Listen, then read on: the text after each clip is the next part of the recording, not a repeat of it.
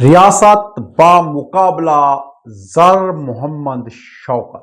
جب تاخیر نے سچ اور جھوٹ کے درمیان ایک لکیر کھینچ دی۔ شانگلہ پہاڑوں کے بیچ میں چھپا ایک پرسکون گاؤں۔ 18 فروری 2014 کی رات ہر طرف سناٹا تھا، مگر کچھ گھنٹوں بعد ایک ایسا واقعہ ہونے والا تھا جو پورے گاؤں کو ہلا کے رکھ دے گا۔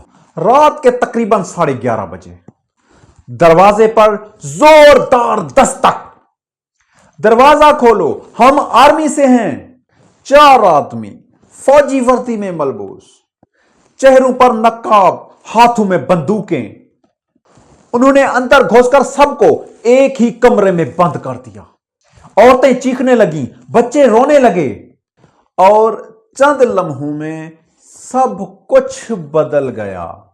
جب دوبارہ دروازہ کھلا تو زیورات، نقدی اور حتیٰ کہ لائسنس یافتہ اسلحہ بھی ناموجود تھا۔ سب کچھ غائب تھا، اور یوں شانگلہ کے پرسکون گاؤں کی رات خون جتنی سیاہ ہو گئی۔